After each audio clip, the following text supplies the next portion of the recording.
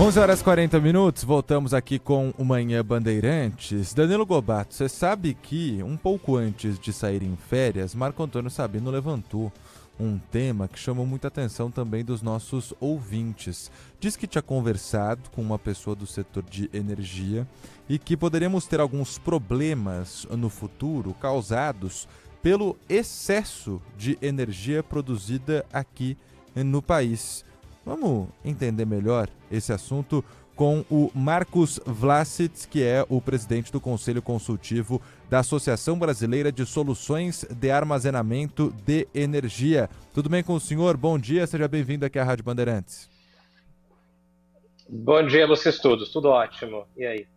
Tudo bem também. Bom, gostaria então de primeiro perguntar ao senhor, esse risco existe e o porquê que a gente pode chegar a um excesso de energia causador de problema? Olha, infelizmente esse risco existe mesmo. Tá? Aquilo que tem acontecido ao longo dos últimos anos é o seguinte: as fontes de energia que têm mais crescido têm sido a fonte solar fotovoltaica e eólica. A gente tem hoje mais de 45 gigawatts de geração distribuída, que são aqueles pequenos sistemas fotovoltaicos. 45 gigas, isso é mais de 3 vezes a potência instalada em Itaipu, só para a gente ter uma referência. E, adicionalmente, temos as grandes usinas solares e eólicas. E o que acontece? O momento quando um sistema solar fotovoltaico gera energia, o momento quando uma turbina eólica gera energia, não necessariamente coincide com o momento de maior demanda por energia elétrica. Nosso momento de maior demanda por energia elétrica continua sendo à noite, né, quando todo mundo volta para casa, liga o ar-condicionado, liga o chuveiro elétrico e as demais cargas, né, quando o mundo vai para o shopping, e o solar naquele momento não gera. Em contrapartida, o momento de maior geração de energia elétrica solar fotovoltaica acostuma acontecer ao meio-dia, início da tarde, quando a gente não precisa desses sistemas de menor porte, os chamados sistemas de geração distribuída. Elas hoje têm a prerrogativa de enviar para o sistema elétrico todo o excedente de energia que o dono desse sistema não consome. Então, a gente, de fato, encara, a partir do ano que vem, na verdade, já, dois riscos. O primeiro risco é de perder o sistema interligado por excesso de geração no início da tarde, e o segundo é de perder o sistema no final da tarde, quando a gente não consegue gerar todo um montante de energia que a gente precisa para atender o horário ponto. Evidentemente, são problemas muito sérios e colocam em xeque, em risco, pelo menos, a segurança de abastecimento do país com energia elétrica.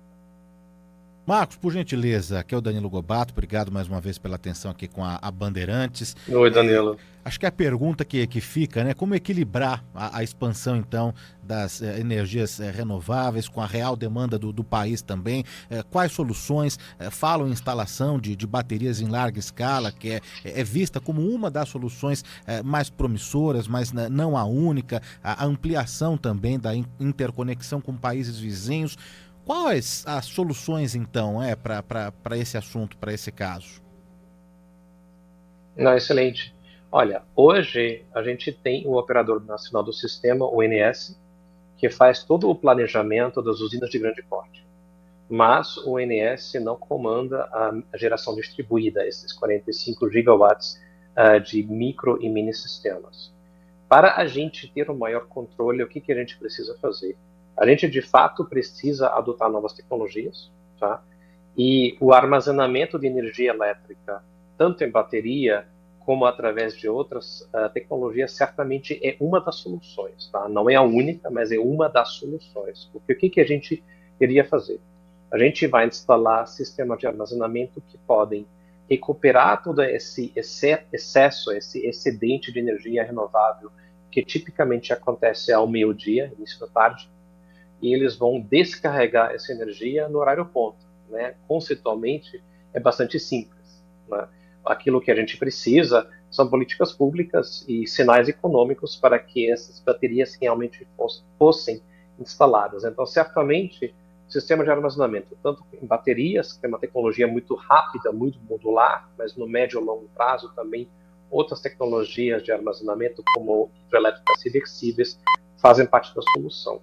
Outros caminhos, certamente, também criar para os próprios consumidores um incentivo para repensar como eles consomem energia.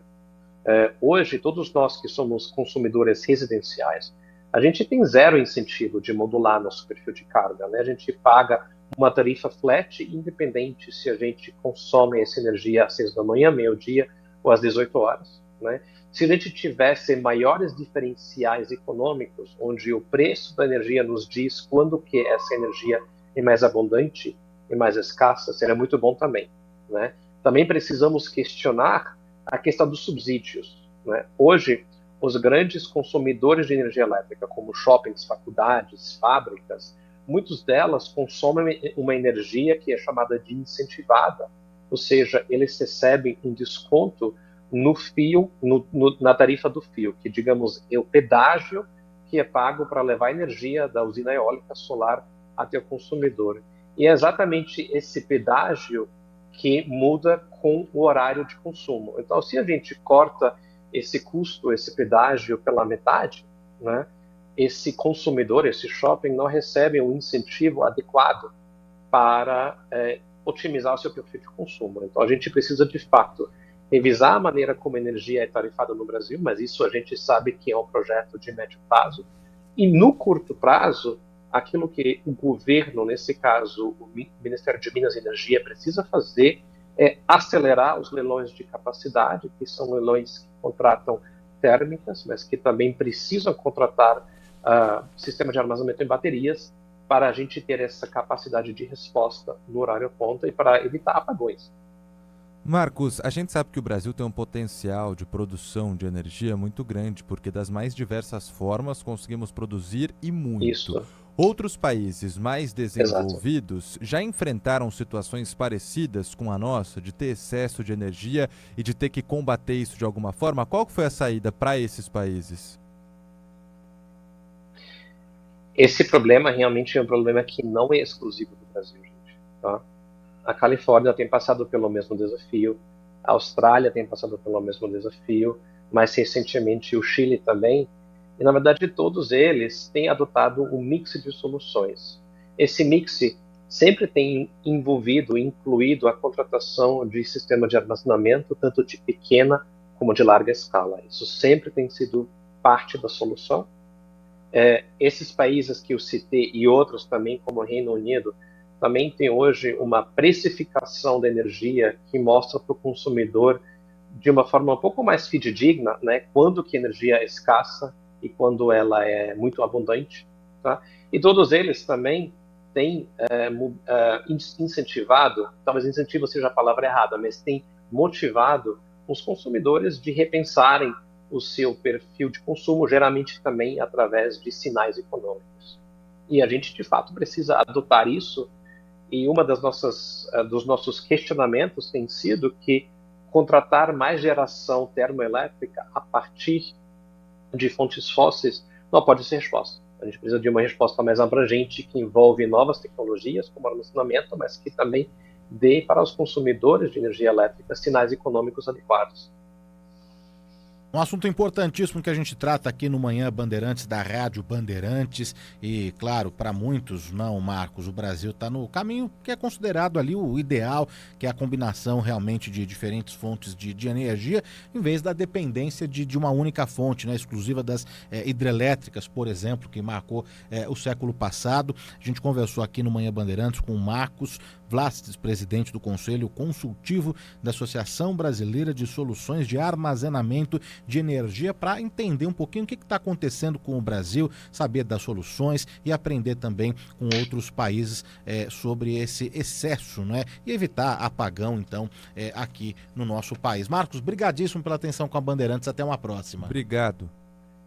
Obrigado, um abraço a vocês. Até a próxima.